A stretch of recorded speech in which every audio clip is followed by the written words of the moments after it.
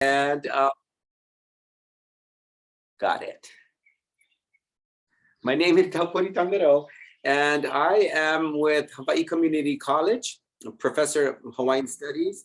And I'm also, I work in the university system. It's a 10 campus system, and I contribute to the well-being of things indigenously Hawaiian, including our environment and our leadership development, the well-being of our community. So every day I wake up and I create opportunities for people to share their stories, to share their experiences, to share their advancements, and to share their traumas and how they've turned their traumas into advancement for the well-being of our indigenous realities. I'm in Waiakea, Waina, so the rain is coming. And so blessings to all of you. The rain is coming. Can you hear that? The rain is, okay, wow, that's a lot of blessings to all of you. Mokaulele is a platform, again, where we look at leadership through the stories of the leaders in our community. So we start here. Now, if you know what growing up in Hawaii is like, oftentimes we're conditioned to think that leadership comes outside of Hawaii. You know, if you went through the public school system, we study all kinds of leaders, and minimally they're from here. Mokaulele does the reverse. We look at our own native stories and our native people, and what they've done, how they've taken their personal lives and make it work for them as they push through, contributing to the well-being of Hawaii through this leadership practice of theirs. It's called, we use a framework we call Ka'au. And the Ka'au is a 5-part framework, and it's, give me a minute, I gotta close some of these windows. I feel like I'm in competition with the rain, and you know I am going to lose if that be the case. Okay, just a minute.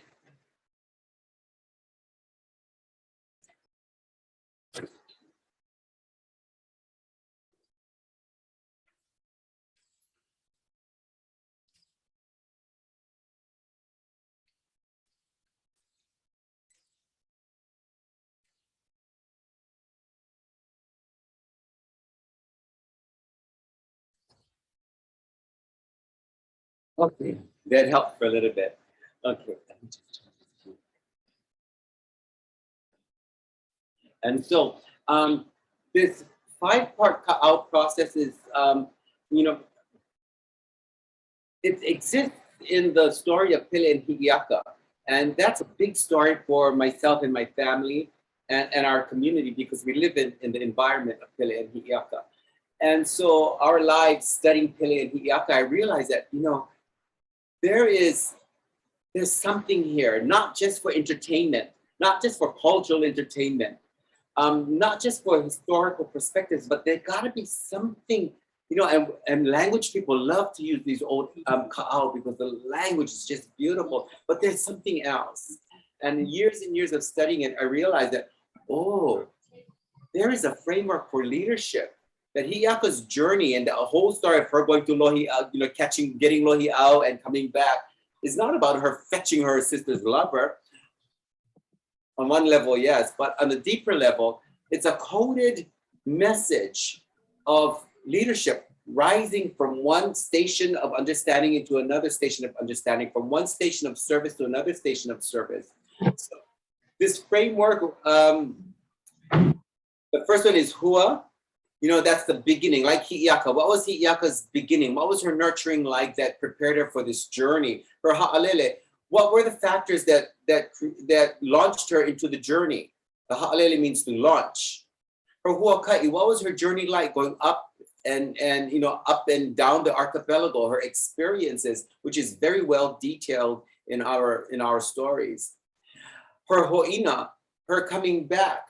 Well, how did she integrate her experience back into what she was doing here at home here in Hawaii? She left a juvenile, she came back a deity. So how is that shift integrated into the advancement of her community? And then of course the ha'ina, And Hi'iaka is known worldwide, you hula people. We hula people, we know Hi'iaka worldwide. We still sing her name, her ha'ina. Her story has become such an emblem for many of us. So using that same framework, we look at leaders in our community and we ask them, what is your hua? What is your, at what point did you ha'lele? What was your huaka'i? What is your, what is your ho'ina? You're coming back. And then your ha'ina, what message do you have for up and coming leaders who may not be encouraged to be a leader, but have this driving need to be one? So the reason why we do this, the University of Hawaii is committed to growing Indigenous leadership. And so this is, it's not a small initiative, it's a huge initiative. It is what we call, it's a strategic imperative. It's called Hawaii Papokeao, the advancement of Indigenous leadership, culture, and communities, community well-being. And so Mokaulele advances that. It's in direct alignment to this initiative. And that's why we're here. Presley Keʻalaanuhea Mook. I met her on a mauna. And I'm gonna save time for her to tell her story.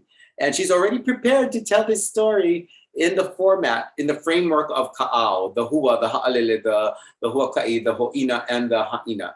And so why don't we call upon Presley Keʻalaanuhea oi, where are you? Aloha nui.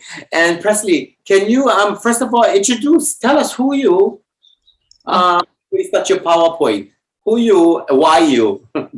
Okay, I'm gonna follow directions a little bit, but I'm gonna open my PowerPoint when I share who I am. So I'm just gonna share screen real fast, if that's okay. Oh.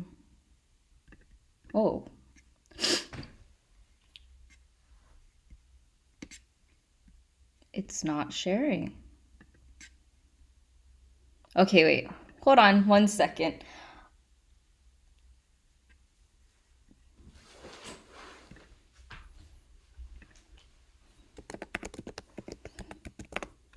You would think that I would have this good to go since I teach, but I don't know what's going on. That's because you're tying up Elizabeth, the dog. Yes, I very much was. Okay, let me try. Okay, I gotta re-sign in, it says. I'll be right back. Okay, so leadership. Let's talk about the leadership and why leadership is an important conversation here in the University of Hawaii. Again, not all, but many families, we went through this, what we call this indoctrinating, where we're somehow convinced that leaders come from outside of the family, outside of the community. And when we look at the world around us, let's look at government. Let's look at the leadership there. Let's look at the leadership in the university system. Let's look at leadership anywhere. And because Hawaii is such a diverse community, you think that diversity would be reflected in arenas of leadership. But lo and behold, oftentimes the people that are in leadership or who making decisions for communities because of their leadership platform, they're not, they're not people like us. And so therefore they have, it's a challenge for them to create, decisions that will benefit people like us. So, part of, when we look at the Hawaii as a whole, we have to create that opportunities to grow leadership and to change that song that leaderships come from the outside. Leadership actually comes from the inside. And leadership has always been part of our families. We have never lost leadership. We don't call it leadership, and we don't even say, hi, I'm a leader. There's a little cultural oddity there. But when you look at every family, there is that auntie that leads in a particular knowledge system, particular wisdom. There is that uncle that does this in a certain way. There is a person down the road that is a master in this. So, we have not lost leadership. But what we want to do is we want to grow it. And we want to normalize leadership so that when our students come to the campus in search of their degrees, they're coming with an idea of how they're going to use that leadership or how they're going to use that degree to advance their leadership. And so in the case of Miss Presley, who is probably stressing out right now trying to load up her PowerPoint, I met her on a Mauna. I don't know who she was. There was like thousands of people on the Mauna. But there, one evening, they were gathering all the teachers because there are a lot of instructors, professors, and cultural specialists. There were hundreds of them up on the mountain. So what she did was she organized an opportunity for them to share their knowledge systems. And there was the birth of what we call the Pu'uhuluhulu University. And so talk about leadership. This, how is Presley doing? So this— I can share. Are you ready? Okay, Makoka, okay, Presley, that's it, you're on. Okay. Sorry, my Zoom decided it was going to update itself. So, aloha nui mai kako o wau no Presley Keʻalaanuhea a Mook he kupa ke ia no Papakolea o Ahu. Aloha nui mai kako. Hi, my name is Presley Keʻalaanuhea a Mook, and mahalo for inviting me to share what little bits of myself I'm able to with you guys and how that manifested itself within the Aloha Aina movements that we've presently seen throughout Mauna Kea. Okay, so because I was asked to share about my hua and who I am and where I come from, I wanted to start off with my formative years. Again, I'm from Papakolea on the island of Oahu, and for those of you who are unfamiliar, that is one of the first homesteads that were opened throughout Hawaii. And I am a fourth generation who lived in that particular homestead that was originally awarded to my great-grandmother, Abigail Pua'oi.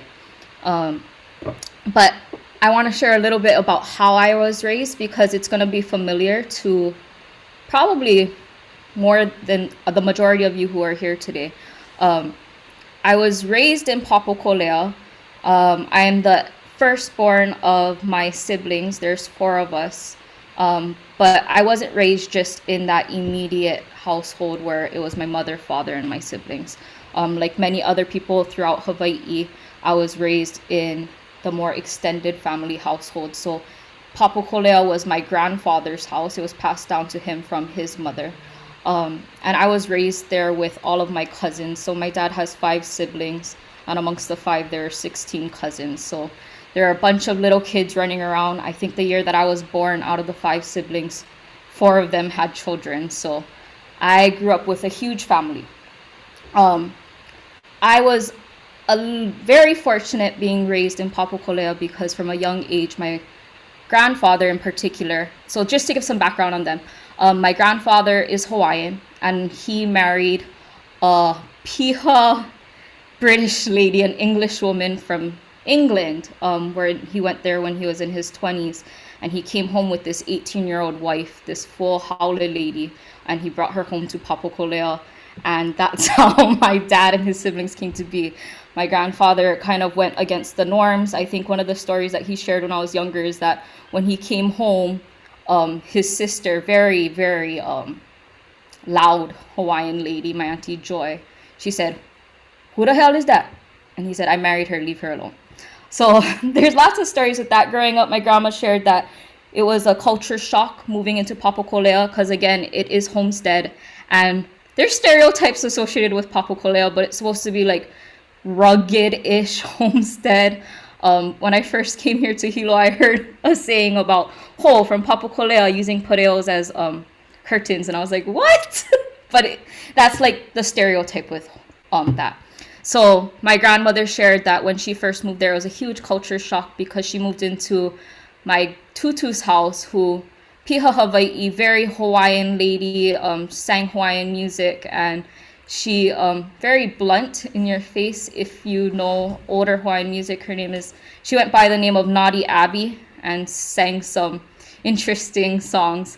But she was a very loud and loving Hawaiian woman. But one of the stories that my grandma shared about the culture shock was coming there and coming from England and trying to be a good housewife And one of the first major mistakes she did was washed out the umeke with the spoiled poi. So I was raised by those two people, a very Hawaiian man who wanted to do whatever he wants to do, and then this British lady who's just trying to function in this completely foreign land. But my grandfather had a very soft spot in his heart for me because my grandfather's the eldest, my father's the eldest, I'm the eldest. And for a long time going back, I come from a very long line of hanaumua, so the eldest within families. So he kind of favored me a little bit when I was growing up. He would take me all over the place, and I was just this little kid that you see here in the PowerPoint following my grandfather around Papakolea, and he was a big nerd, and one of his favorite things to do was go to the archives. So from a young age, I was trained to be inquisitive and go out and try to research things and figure things out for myself.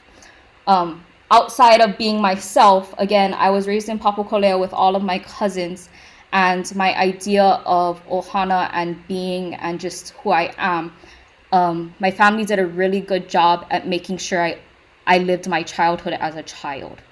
And one of the big things that they instilled with us is family and respect and understanding who you are, the place that you're in, and being able to kind of shift how you act in certain areas. So when I was trying to think of my childhood, all I can think about is being at the beach. So to give further background, being in Papakolea, my parents, they were a little bit younger when they had me.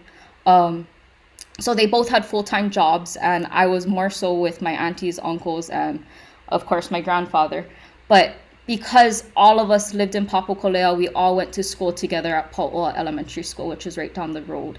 And that elementary school was nice because even though it wasn't Kaiapuni or immersion, there was a lot of Hawaiians there, and I felt a sense of belonging, and I had all of my cousins. But I don't remember school growing up, and that's because my family made it a big deal to take us out of school as frequently as possible, which is ironic because I'm going to talk about how education became my life.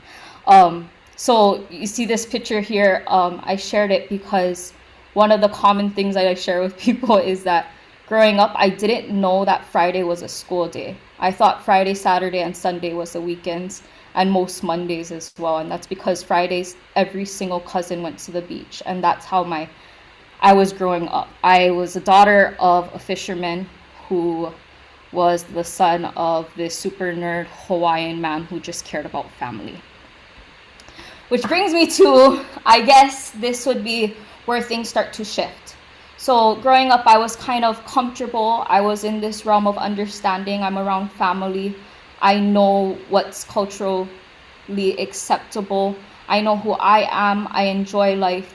And then I got accepted into Kamehameha schools where things start to shift a little bit.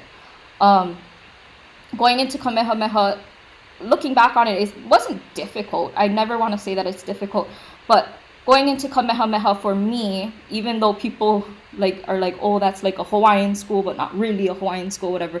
It wasn't about going to a Hawaiian school. My father decided to send me there because when he was in 7th grade, he got sent to Kamehameha, and for himself, he understood the value of if you already have a solid foundation, that this school is able to help you to navigate yourself or navigate your way through the realm that we're currently in here in Hawaii. So I ended up going to Kamehameha, and at that school, I had to figure out how to take things seriously, how to take my education seriously, how to focus. And even though, again, I shared that my grandfather would take me to places like the archives, for me, that was fun and time to spend with my grandfather. And I had to shift it because during the same time that I got into Kamehameha schools, my grandfather died. So I was in this new stage of my life where I was trying to figure out myself in a new arena and understand who I am. And this is kind of where I start to form myself in my education and understanding who I am within that academic realm. So I end up going to Kamehameha, I graduate, and immediately after graduation, most people go to school or get a job. I didn't know what I was supposed to do. All I knew was that at that school, they kind of tailor the curriculum to do certain things. And one of the checklist items in order to graduate was that I needed to apply to a college. As a 17-year-old, I had no desire to go to college. I didn't know if I wanted to get a job. I didn't know anything. I just knew, okay, you're going to put me in certain situations. I know how to get by. I know how to do well in those situations. But I didn't have any idea of what I wanted to do after I graduated from high school. But they required us to apply to at least one college in order to graduate. So I only applied to one, and it was UH Manoa, and I got in. So since I got in and I don't really have a plan, I end up going to school some more. So I end up going to UH, and that's an entire story within itself. But while I was going to school as an undergrad, I went through different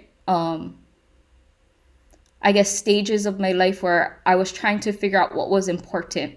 Because, like, the common thing when you go to school is you got to figure out your life. You got to figure out what you're doing with this. You don't want to waste your time. You don't want to waste your money. What are you doing? And I still didn't know. I got into school and I still didn't know. My first year of undergrad, I think I declared my major to be education with a focus in elementary ed, because that was a safe space for me. I was like, oh, I'm great with kids. I love family. I can teach children. That didn't last, of course, because you'll see with my upbringing, I didn't necessarily agree with everything within the College of Ed. And after my first year of college, if we reflect back just a tiny bit, I was raised with all of my cousins in Papakolea, which means they're essentially my siblings, right? At the summer after my first year of undergrad, my first cousin, Makamai, she was 15 years old. She passed away from alcohol poisoning.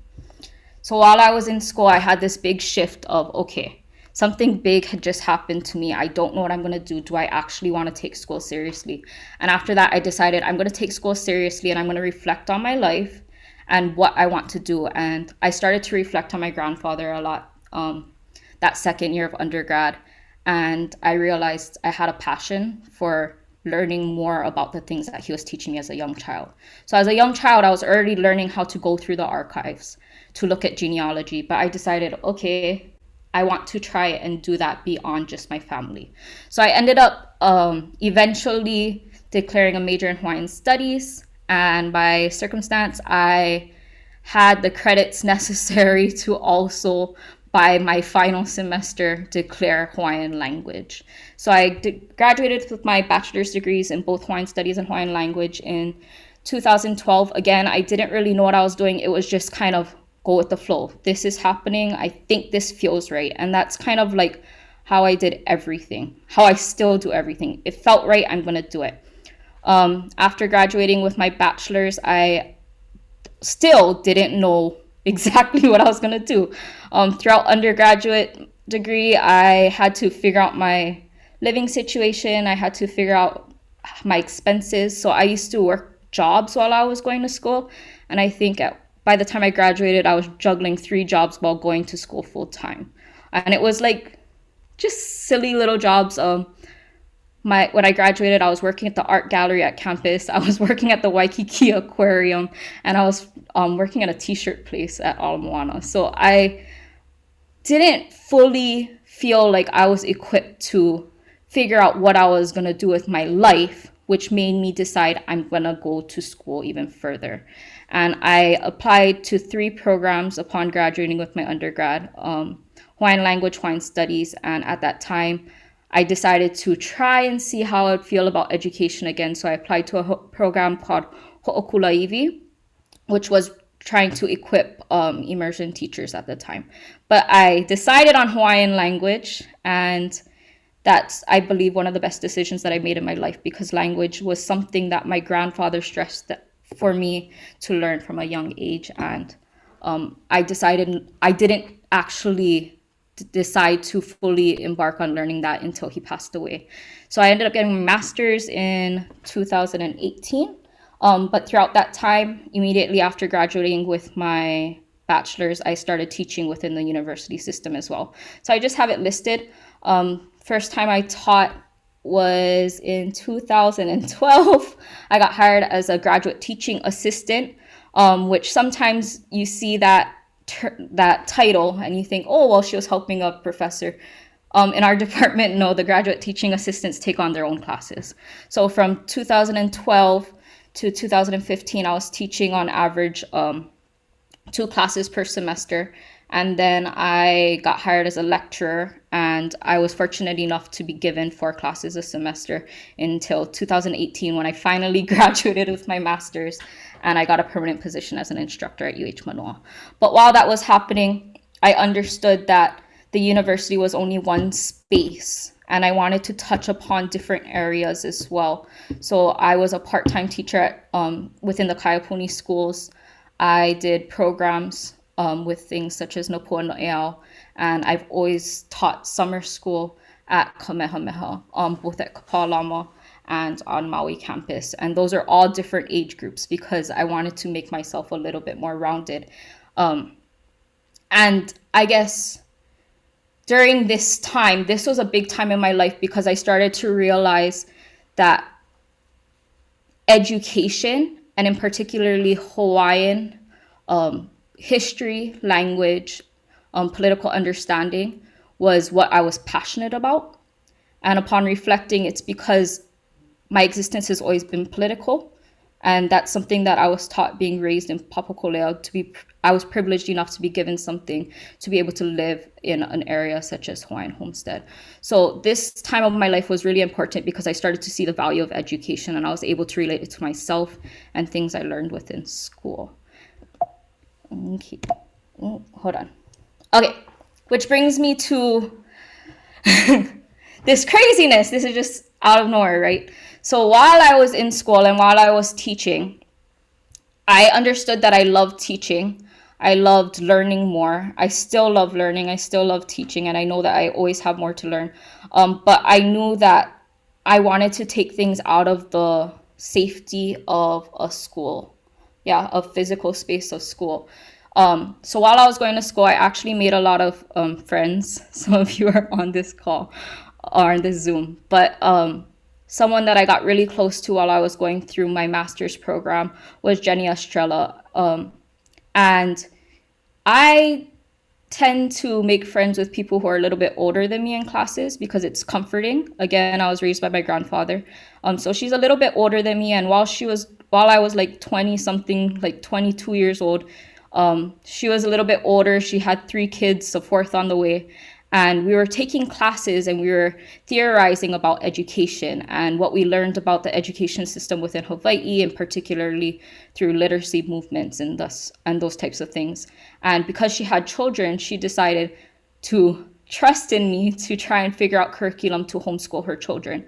During the time that I was going through my master's program, I created Halepili with my friend Jenny, where we started to create curriculum for her children, but we started giving that to the community. And that kind of is what bridges me from going to just myself and what I felt comfortable in my job to realizing I can do a little bit more.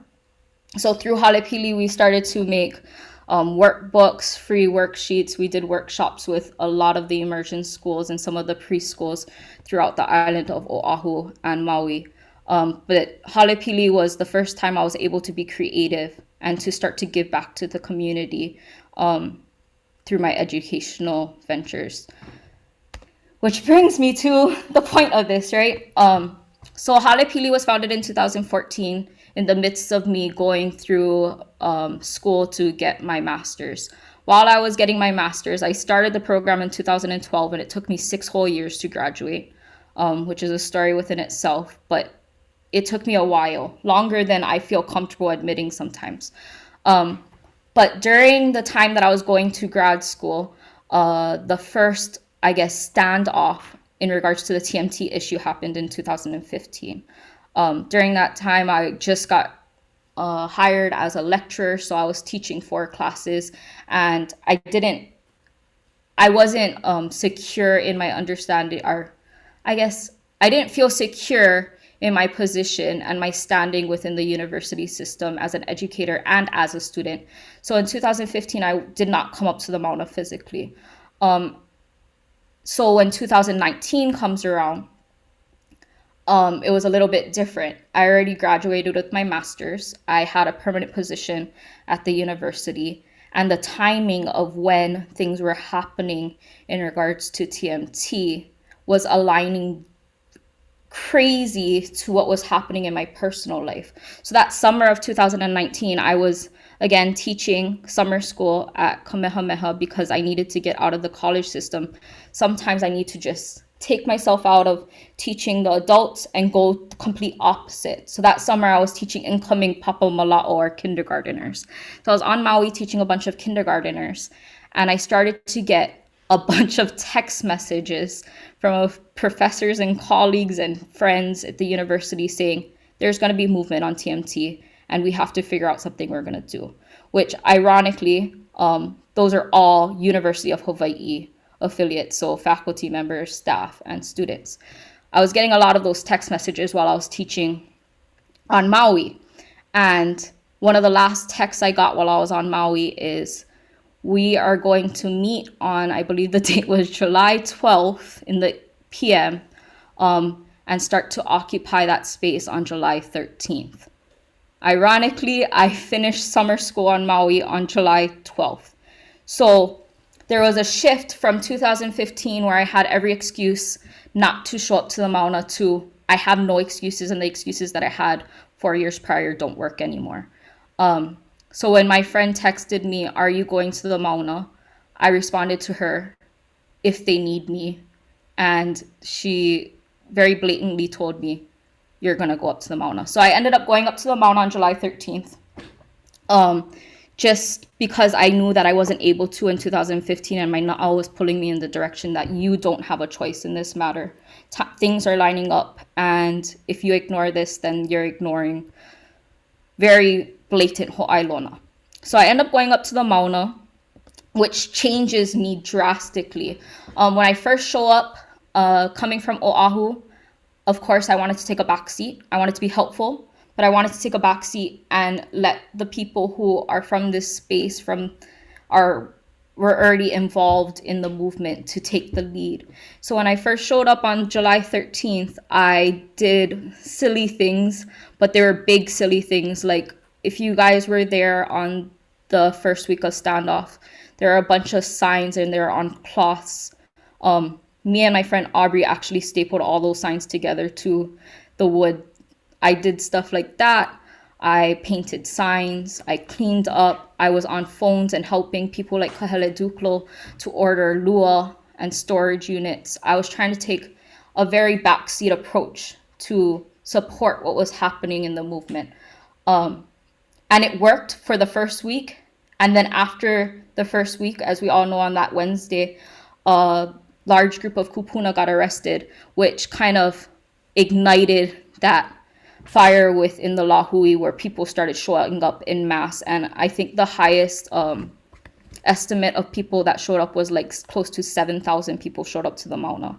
So when we go from roughly 40 people to 7,000, I realized making signs and organizing over the phone is not enough. I need to grow as big as what just happened with the movement. And I just decided that it was going to be through education, because that's what I was focusing on. And that's what I tried to do with Halepili, and I had a chance. So that's where Pu'uhuluhulu University comes into play. On, I believe it was Saturday or Sunday, July 21st, I officially started what we called Pu'uhuluhulu University, an actual place of Hawaiian learning, which we can talk about later on where that came from. But we started that, and the way that it kind of started off was, there's a lot of people. If there's a lot of people, there's a lot of opportunity, but if there's idle time, then things that we don't want to happen can possibly happen. So what do we do with that idle time? How do we fill it?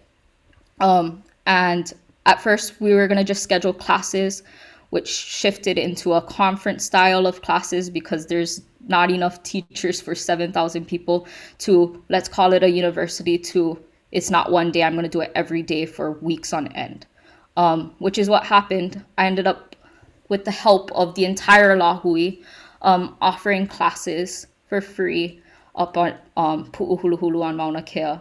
And that ended up being my largest contribution to the movement in 2019 to 2020. And then, of course, I can talk about this when like there's questions or whatever, but you start to see how that brings back to everything that I was doing throughout my life. Bringing in the ohana, so within the classes, anyone could come to the classes. So you see every generation within a single class. You see different types of people teaching, but what the beauty about Pu'uhuluhulu University was that you saw everyone together, and it kind of reminded me of my childhood. But I think that's a good summary of, I guess, my ka'au, condensed summary of my ka'au, and I will leave it for questions if that's okay.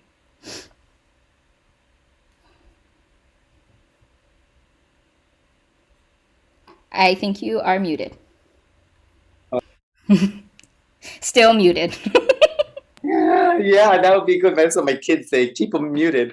Well, thank you for preparing this presentation and making it very, very clear of your journey. And I think what is resonating is sometimes when we build leadership, people think we have to have all of our essentials in place and line, and all the goals set up, and it's a sequence of events. I have not met a leader that was born with all of the essentials in place.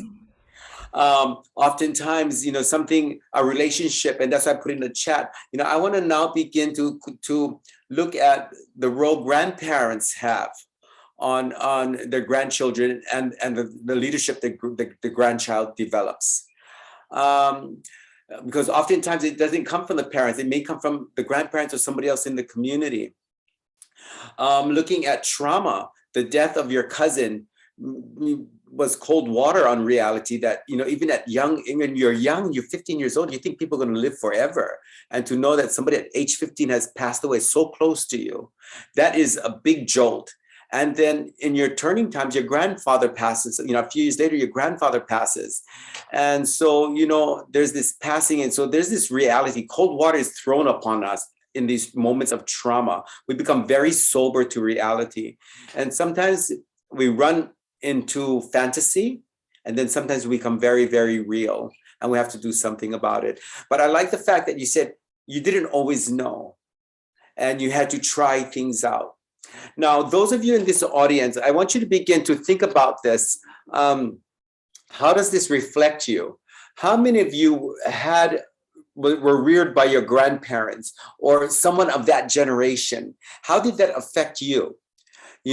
How did you take trauma, real trauma, and create advancement? The trauma becoming a tool to advance, to drive, the gasoline that pushes your car forward, versus remaining in the realm of victimization and stillness and isolation. So let's talk about those things. I like the fact that you said, your insecurity in 2015, you're not in a secure space. And because the university's initiative was to grow TMT, and you as a member of the university, freshly, not so secure yet employment wise, you had to make a decision, and it was a decision that kept you feeling guilty. So then in 2019 came and things just fell in place. You're a little bit more secure, and you says, no, I'm there. And then you went from stapling to making signs, calling for the luas.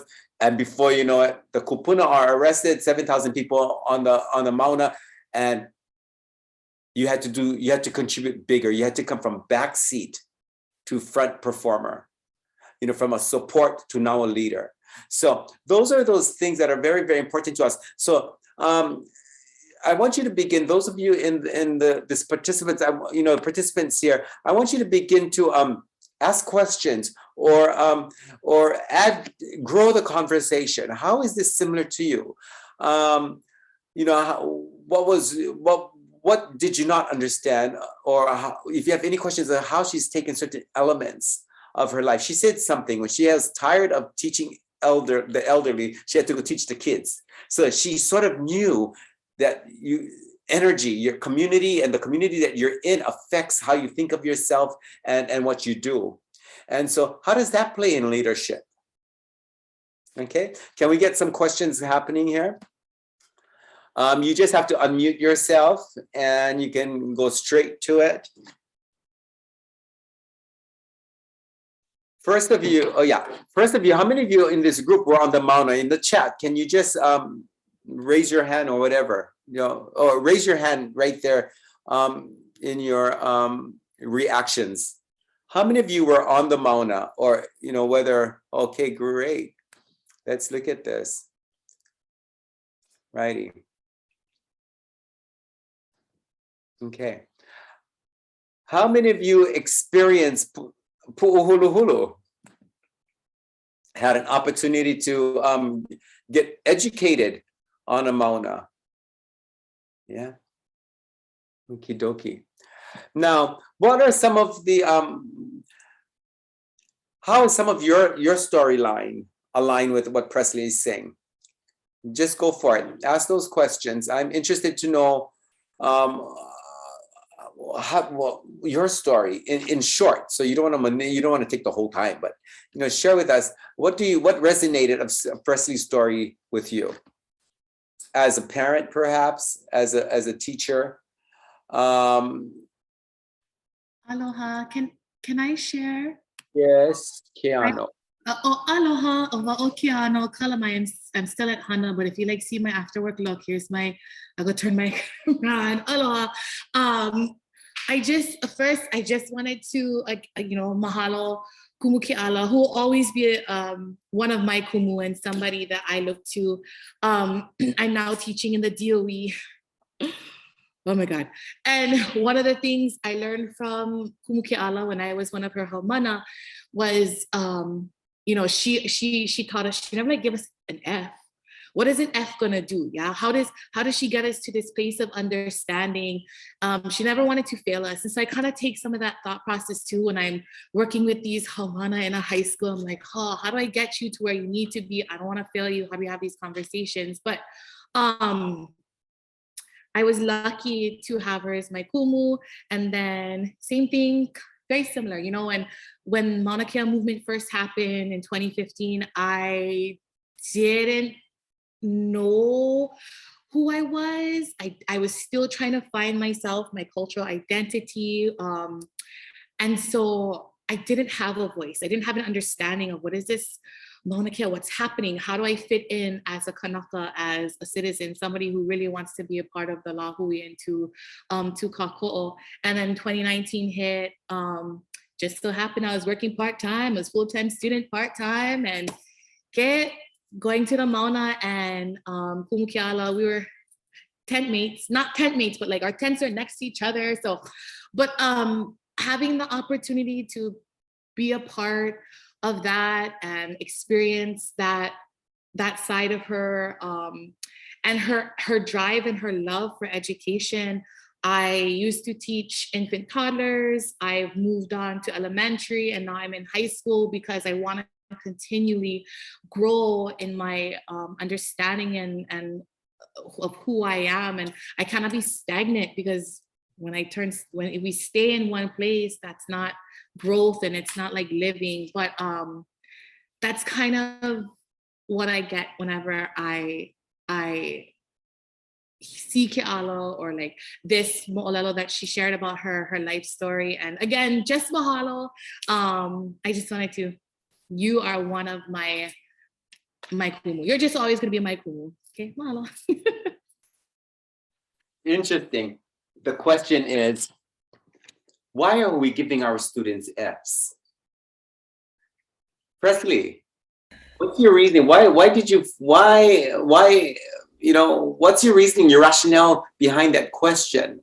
And why is one of your students saying that was a standout feature, and now that feature of her experience with you is now going to affect her experience with other students? Why are we giving students F? Can you speak to that? It's so funny because I don't think I've ever recognized that I've said that out loud. And I guess I've been teaching online for a few years now, so reflecting on being able to teach in person, I don't know if I ever said straight up, like, I don't want to give you an F. I don't believe in giving Fs, but I always encourage my students that you need to understand that you're knowledgeable, that you're worthy of whatever other education you want to take on. And don't sell yourself short, and don't act like you're worthy of an F, because no one's worthy of an F. Everyone's worthy of the A. I think I've said that every student who comes through my class should be leaving with an A, because just some background, I teach at the university at Manoa, but I'm in the Hawaiian language department, but the primary class that I've been focused on is the Hawaiian 100 course, which doesn't necessarily teach the language, but it teaches the political, social, the historical context of language here in Hawaii, and how other cultures have affected Hawaii, how we have similarities throughout the globe. And one of my main driving points in my class is that everyone has something to share, and I'm going to learn something from every single one of my students. So all I really require of you is to be willing to learn from me and your classmates, and to share and teach us along the way. So I don't know.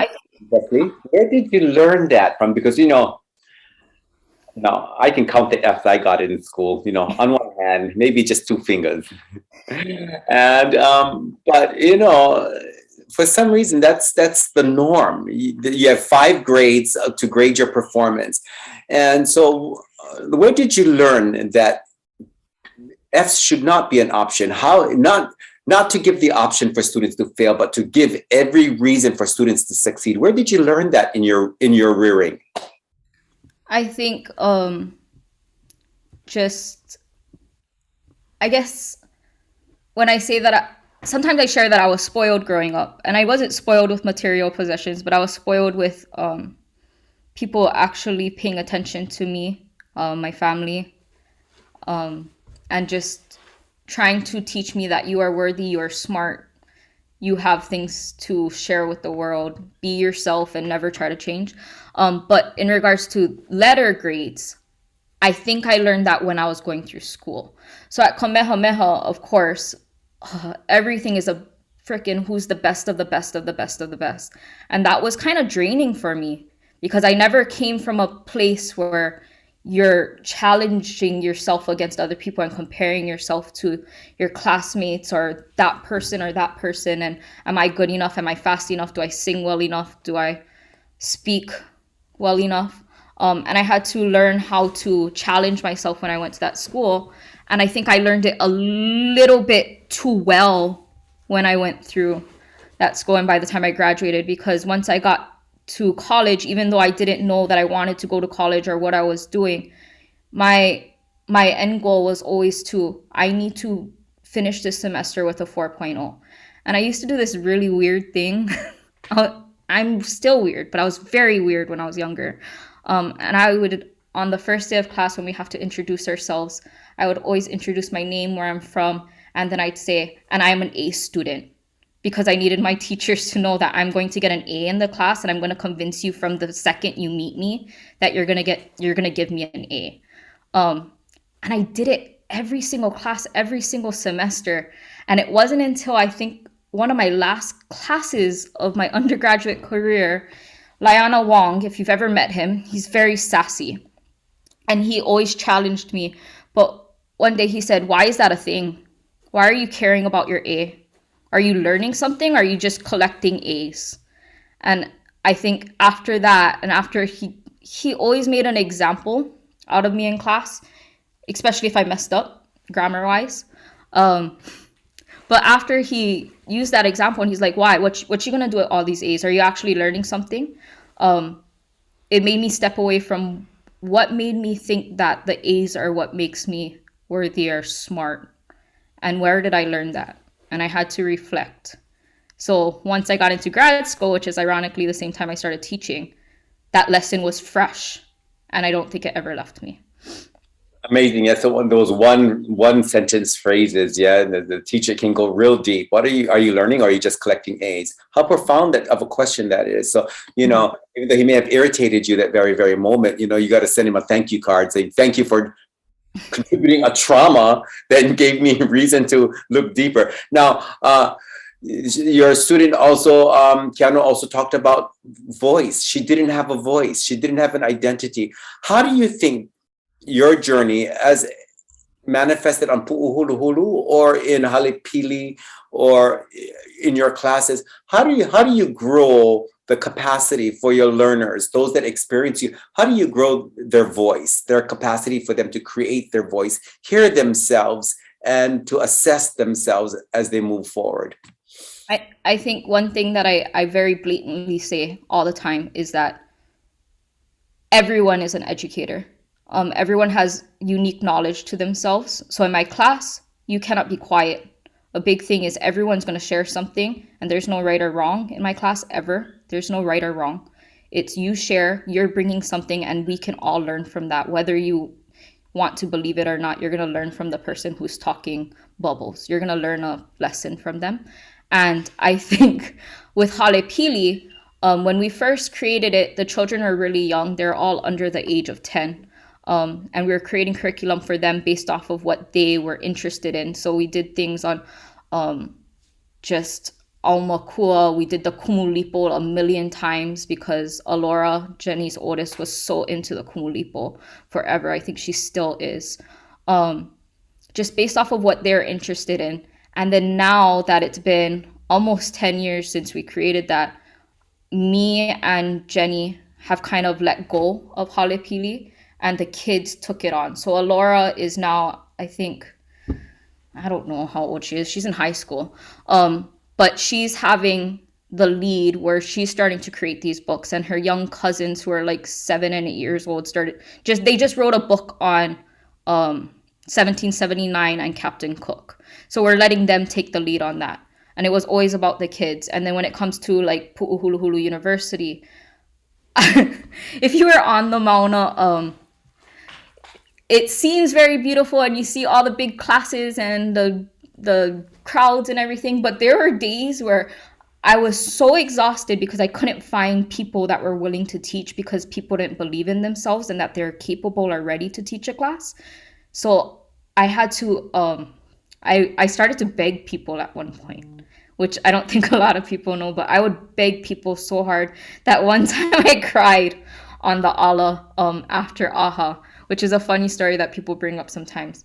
But it's because I had to convince a lot of people, and I went through that too, convincing yourself that you're worthy of teaching other people or you have something to share. And it wasn't until I was just like, no, I'm just going to assign people and I'm going to make Uncle Keeney, who we don't know what he's talking about, but he just tells me, oh, you're going to be like, and I'm like, okay, that's what you're teaching. Yes. Mo'olelo with Uncle Keeney, to, okay, well, some kids from Navahi are here. I want you guys to teach the song, teach a chant, or going up to former students like Keanu. I probably forced her to teach a class, but I went up to my former students and I'm like, no, you've learned lessons in my class. You're going to go and teach that to the Lahui now. But yeah, always recognizing and appreciating that everyone is an educator and just shifting that, because everyone has something to teach me. Yeah. Every single person that I've come in contact with. So that's that shift of thinking, in leaders. That leadership is not a degree you get and a certificate that you get. And, there's something else. I think, and also leadership is knowing that when you see other people, you see leadership in them. I have met some so-called leaders where they want to be the only leaders in the room. And, like, oh, okay, this is going to be a very short conversation here. And then some leaders where everybody's contributing, and part of leadership is sometimes stepping so way back and pushing people forward, making that opportunity. And when they don't believe in themselves, believe in them, because sometimes that's all they need is somebody to believe in them. And how many of us didn't see ourselves as leaders, but somebody believed in us and pushed us forward, and then gave us a taste of hearing our own voice. Oh my goodness. I mean, I have something to contribute. We have a hand up. Elizabeth Shaver, is that hand still active?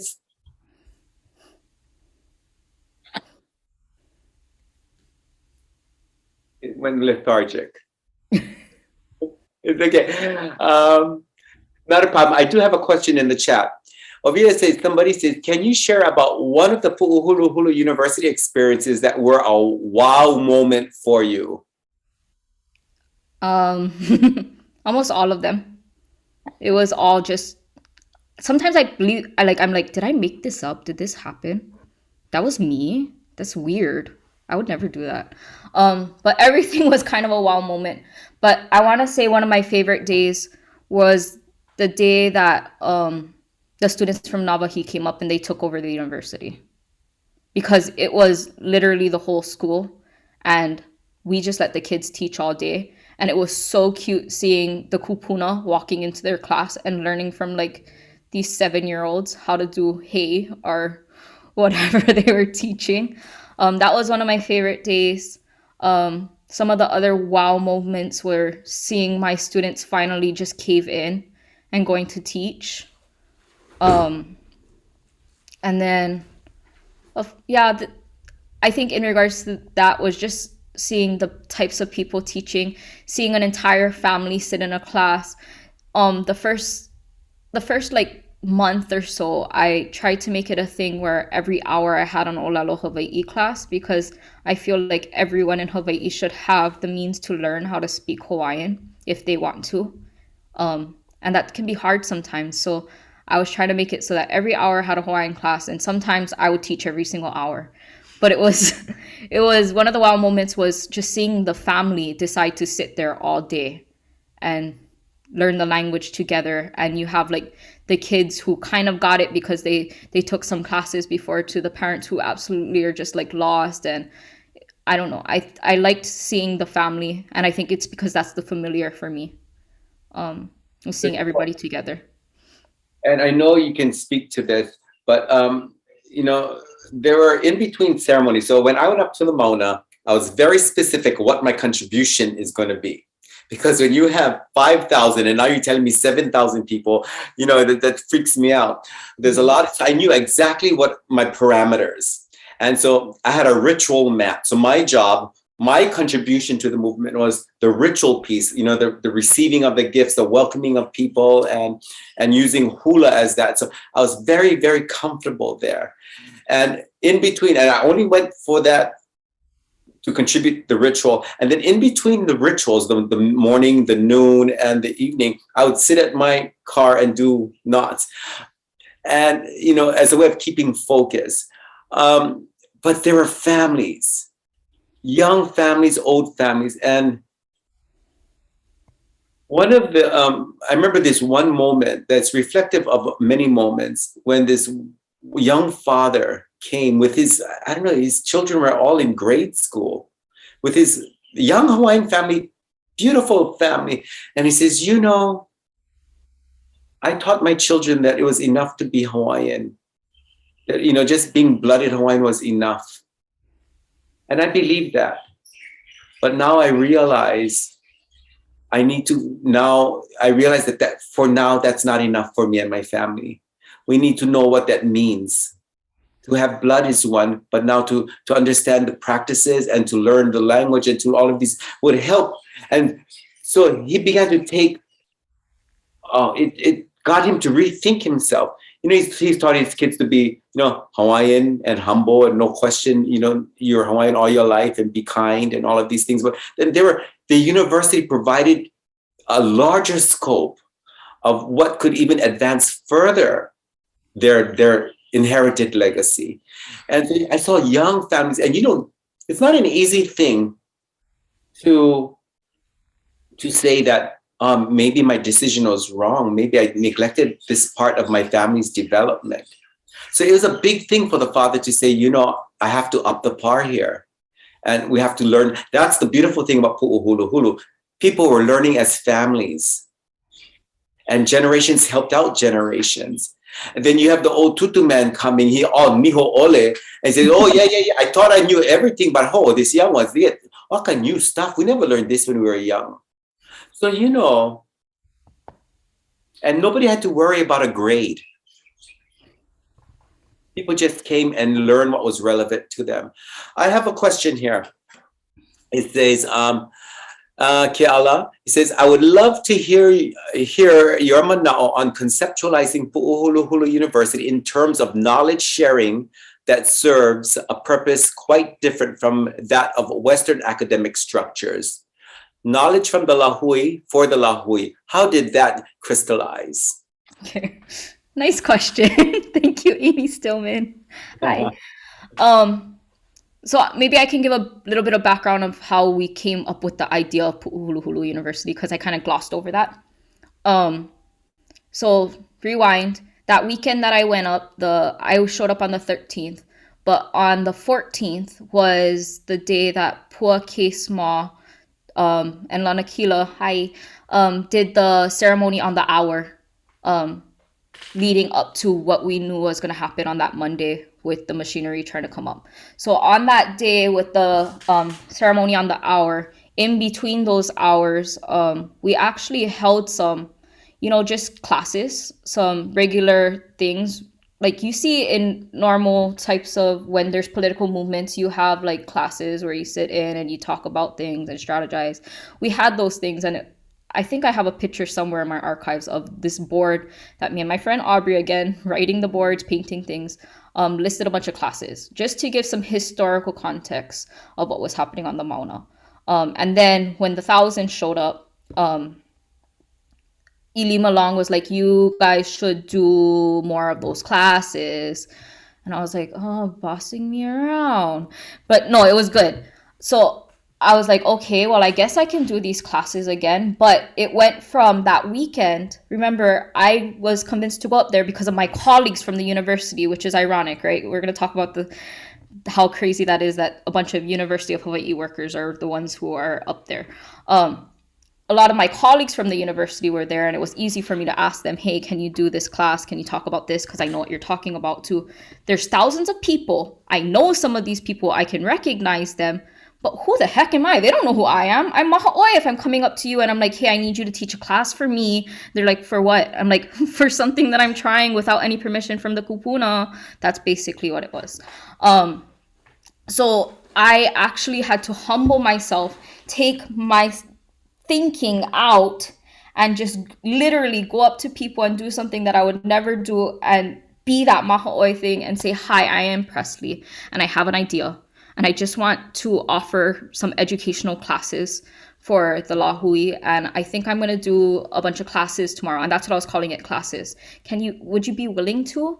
And I was doing that. And then I thought, okay, well, if we do it conference kind of style, we can have 4 or 5 classes at a time every hour, so people can pick and choose and it won't be too much.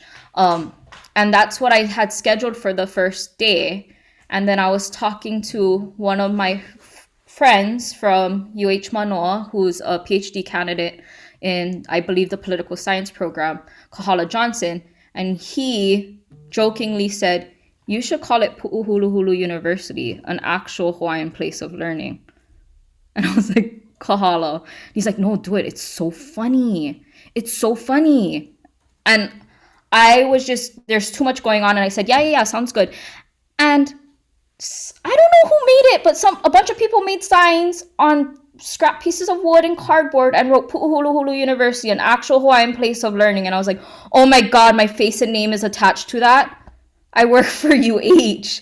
But I think the good thing with that was, it made us as educators within the university system, but also the university system peoples who weren't there, start to think about, why are they saying something so sassy like that? What does that mean, an actual Hawaiian place of learning? And that kind of sparked a conversation.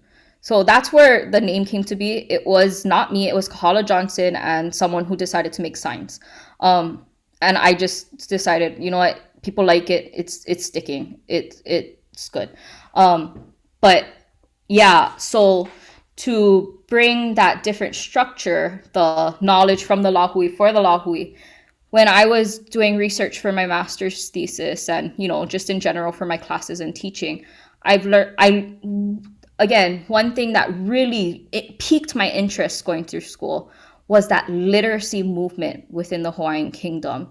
Yeah, going from 0% literacy because we have a verbal language, and that's just is what it is, to having one of the highest literacy rates in the world within like a decade. That's freaking bizarre to me.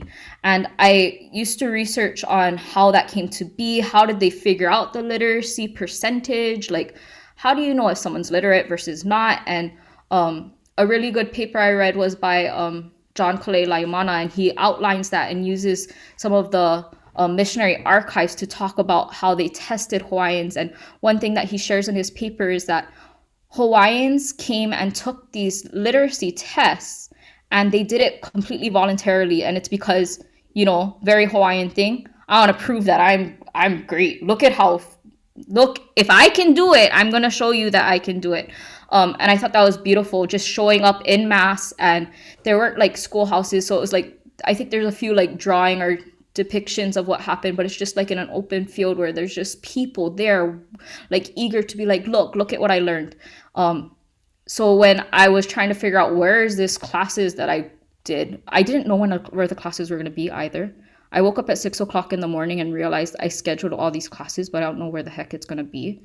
And the only empty space was that paw by the ahu. And I was like, is this appropriate? It's kind of far away. And I just decided I was going to go there. But when I went there and I put these cardboard signs out, or the young students did, it reminded me of those pictures and that paper that I read. And I just kept on going with it. Because it was, again, old but new, and making the things that happened in the past like current now. So, you bring up an interesting piece of leadership that I need to commit more time to turning the thought into some kind of curriculum. But it is the fact that, and when we grew up, we heard this word waha. Waha was not when somebody called you waha, that was a really bad thing. And it usually ended up in some kind of swings, blows were given when somebody called you waha. And sometimes the families will get involved because the waha means mouth. And it's a really, really bad thing to be called, oh, you all mouth. Oh, waha, that's how they say, waha. And, these days it means, oh, you all mouth. And what that came about is when they use that term is when they question, do you have working evidence? Can you actually prove what you're saying? So if you're saying you're this, can you actually do it? And so, growing up, and I grew up in the 60s in Ko'olaupoko, 60s and the 70s, it was still very much alive, that practice of, if you're going to say you're going to do this, you better do them. Or if you say you can do them, what's your proof? We always like, what the proof? Proof, I like proof. So we use this real sassy pigeon thinking, but it comes from a very old Hawaiian, it's called the ho'oia. You have to have the capacity to demonstrate your capability, especially if, competition, oh my, you want to get Hawaiians to ignite, make a competition, because as soon as you question, as soon as you open up competition, people need to come and ho'oia their levels of understanding and learning. Lay people, they gotta ho'oia. To be a lay maker, we want to see proof you're a lay maker. You want a hula teacher, we need to see proof you're a hula teacher. How to be a hula teacher, you don't have to dance. And so I like that fact that you bring up that when the opportunity came up for the Kanaka to demonstrate their literacy, it was their time to ho'oia. It wasn't the time, and it was a proud moment. I'm going to demonstrate that I'm not all waha, that this is the proof that this is a good thing. So, how do we get that back in? Because we've been convinced over the years not to demonstrate your strength. Be humble about it. Don't always show. But when you need the emu person, it's not a time to act like you don't know how when you know how. Yeah. When we need, so that the idea of ho'oia, and we have this ho'ike. We use ho'ike all the time in academia now. We've incorporated ho'ike. And some people call ho'ike the final, when you demonstrate your learning through the final. For us in many colleges and programs, the ho'ike is when the community comes to bear witness to your learning. Gara ho'oia.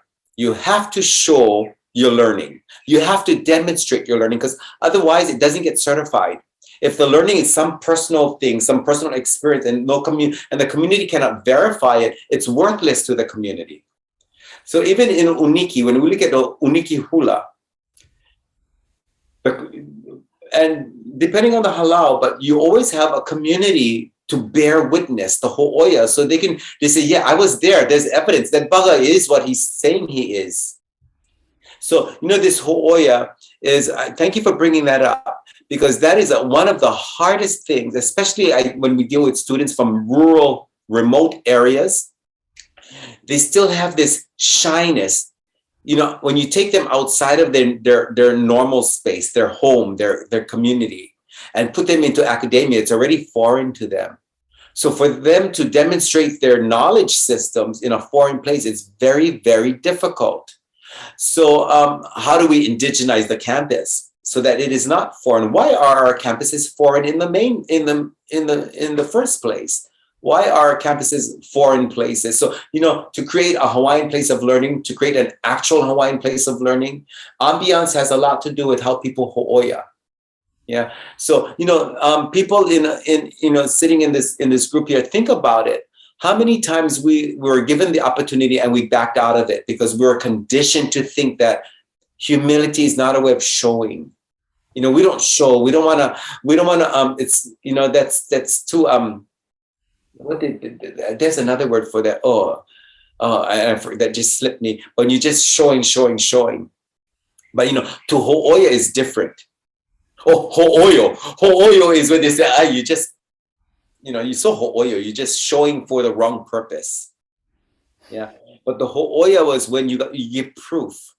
You give proof of your learning. And in the ho'oia, you honor your teachers. In the ho'oia, you honor your teacher's teacher. So it's not about you.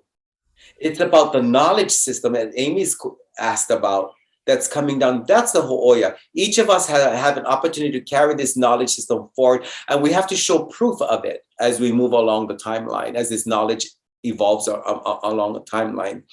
So thank you for bringing that up, because we have to, our students come with huge potential, and perhaps the environment is not conducive for them to ho'oia, to show proof of their knowledge, because it's a foreign environment. So we have to begin to indigenize it. Okay. Any other questions do we have here? Okay. It is now 6:13. Let me put this on gallery view. So it is now 6:13. If any of you have any further questions you would like to ask Presley or of ourselves here, the work that we do in the university, this is the time. If you're shy, because this is not I see Frank. From Kako. There are some questions over here. Okay. Okie dokie. Hi, Papa. Hi, Papa. Who's the Ovaikela? Kauahi. Hi, Kawahi. Aloha. Mahia oi. Let me see you. Oh, where are you, Kawahi? That's my mo'opuna. Yeah, okay. Hi. Uluae. Hi, Uluae. Okay, dokie. Is Pu'uhululu University alive today? Now that you actualize it through TMT, have you thought of extending it to the wider community of Kanaka?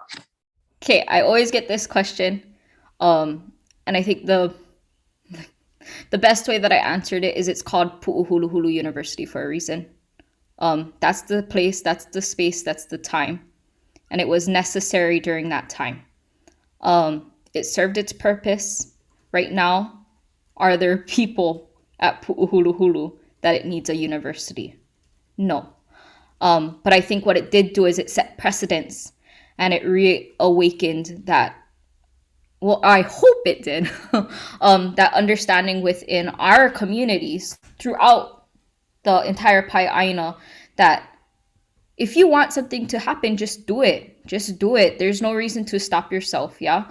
And people have asked me, okay, well, the Mauna kind of, the standoff or being on the Mauna from 2019 to 2020, it ended kind of abruptly because of COVID, right?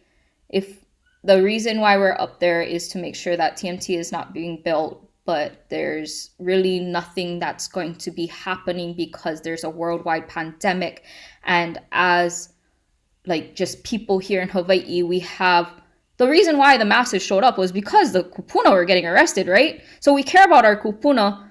We gotta leave. We gotta make sure that we're taking care of them a little bit more. So it was kind of abrupt, right? We had to leave, which made it so that there wasn't like a formal closing or panina of, okay, well, you know, we're gonna put this to rest and let's say aloha to this and mahalo what happened. But the way that I answer the question is, it served in its space and time, and I think that people learned from it. You see a lot of community engagement happening. A lot of the people who helped at Pu'uhuluhulu are doing things such as Kanaio Kana, like still just going for it. After Pu'uhuluhulu was established, you saw other communities start to create their own quote unquote universities. We had Hunana Niho when there was the Aloha Aina stuff going down there with the Iwi Kupuna. They decided to create their own Hunana Niho University. In Kahuku with the windmills, they started to, like, people were just messaging me like, how do you create the university? I'm like, you just do it. You just offer classes and call it what it is.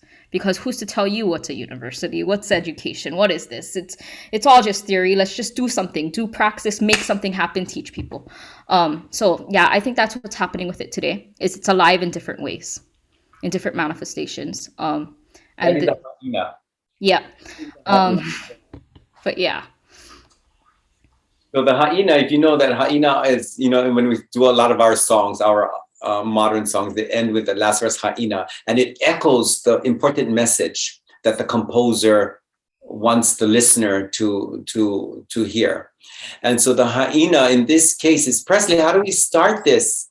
You know, how do we start a university in this case? And you said just start it and call it what you need to.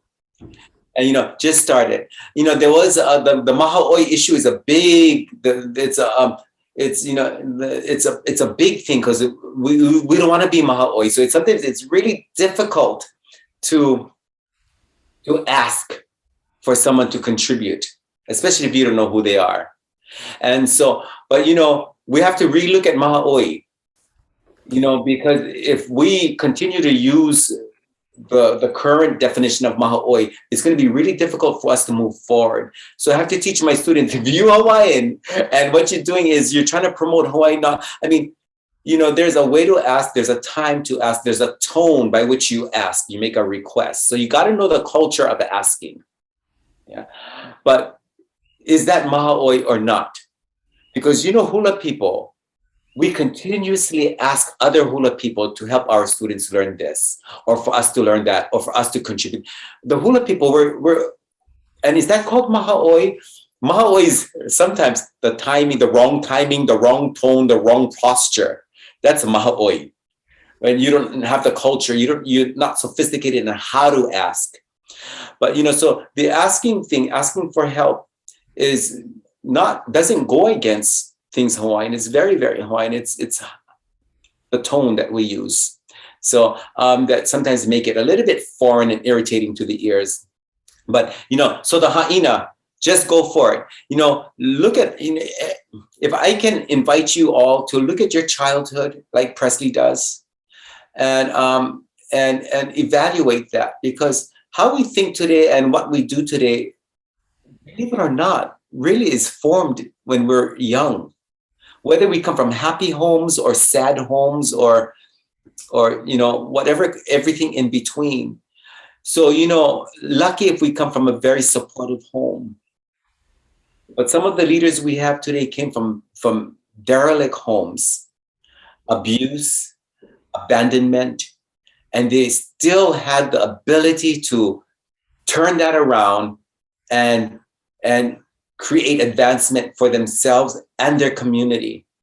Many of our leaders in our community in the drug abuse systems were one-time drug users themselves that assimilate that, you know, kind of they just turned it around and now become, you know, they become the healers of that. So, you know, let's find, that's what Mokaulele is about. Don't lose, make opportunity to lead, grow leadership, but you got to grow it from ourselves. And so, Presley, thank you for sharing your story, because it's very, very clear that even though during those confusing years, you know, you didn't know what you want to do, and you got you had your essentials were in place, and your grandfather and your father and your Papakolea community prepared you to ask the right questions, to challenge yourselves. And then you came across those teachers that ask you, you know, of the quality of your, is it quantity or quality of your experience? You know, all these challenges. The fact that you didn't want to just perform within the institution, but you wanted to test yourself to see, could you perform in creating curricula outside of the institution? And now those students are now becoming teachers. So you've given them a model to grow, and you know, and to experience and to grow their own voice and hear themselves and make the mistakes in safe places so that they can grow from it. Pu'uhuluhulu, the physical space might be sleeping right now, but like in any heiau, we put the heiau to sleep when we don't need it. And then when we need it, we wake the heiau up. So pu'uhuluhulu can come at attention anytime, whether it's on the mauna or it has another name, like Haumea. She has many, many names. She represents many different places. But there's a ripple effect. That little kid, I remember on the mauna, that was talking to his dad and his mom. They were just this young nuclear family, cute nuclear family. You know, that went and they spent the day all sunburned at Pu'uhuluhulu University. I do believe that one day that kid is going to come up to us in 20 years and say, I was on a mauna. And that kid is going to be a leader in our community. So Pu'uhuluhulu, you know, cannot be pau, because it triggered something that is everlasting. So we didn't have to read about it; we could experience it. So I want to thank you. I want to thank your kupuna for choosing to create you and sustain you the way you are. I want to thank the haulelere that came to Papakolea that that survived. Survive that, because many of us are mixed, so we have to begin to figure out how we're going to survive in different situations. Now,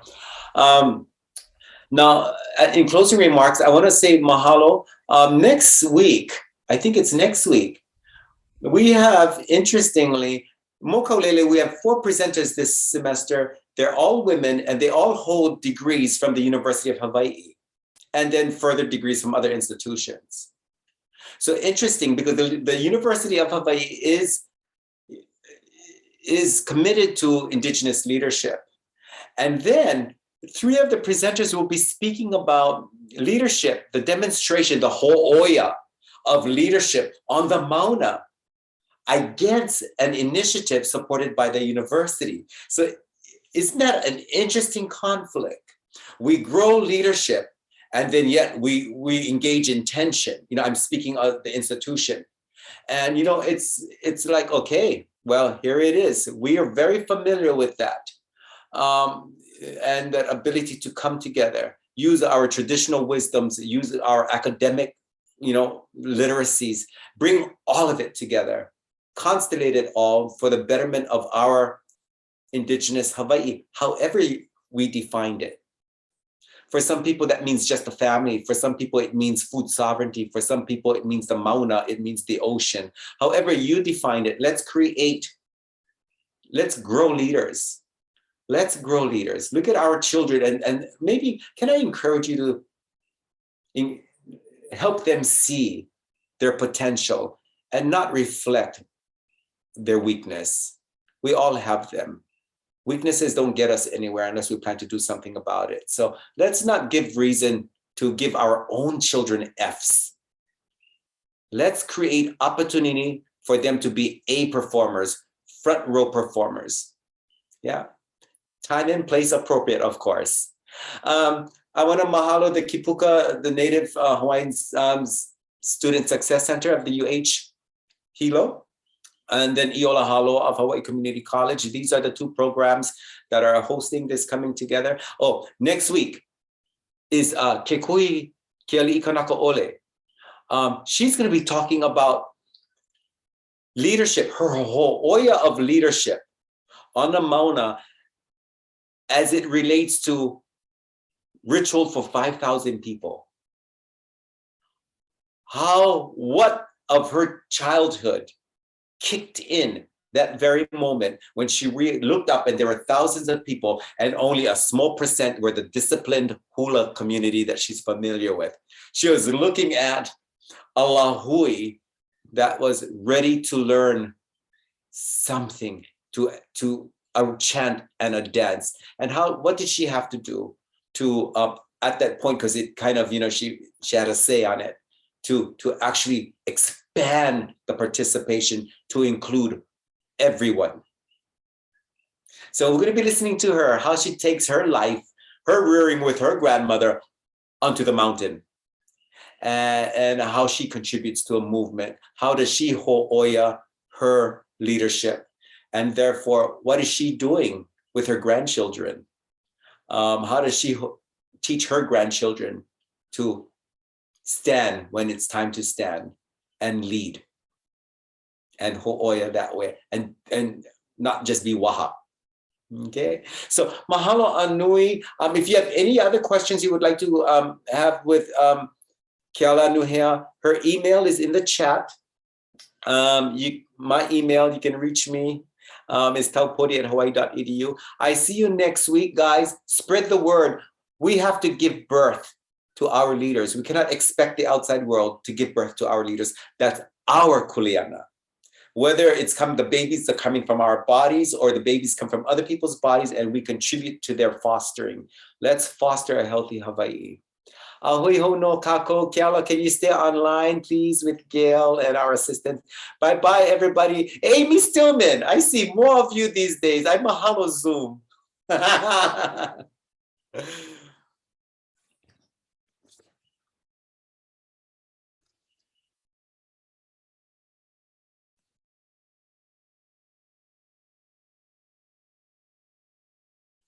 Alrighty, okay.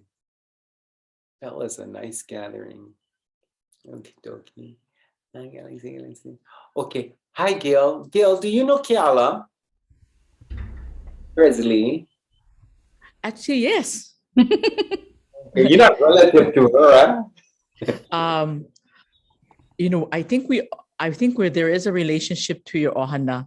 I have a sister who lives up in Mokaulele right now. Oh, Elizabeth. Actually, she lives in Kalawahine.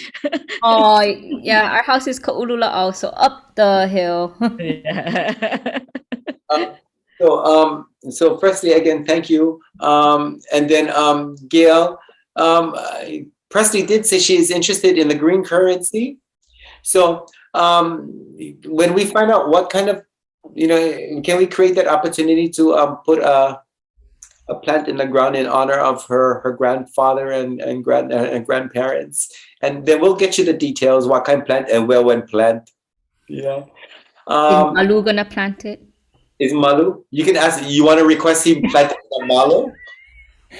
Yeah. Yes. I normally have Malu plant and the students planted together, so we have something for you. Okay. So mahalo. Yeah, we haven't decided exactly what it is yet, but we'll have something planted in your honor. Okay. Kay Nene. No. Okay, mahalo. There was some, interesting. I never talk about ho'oya.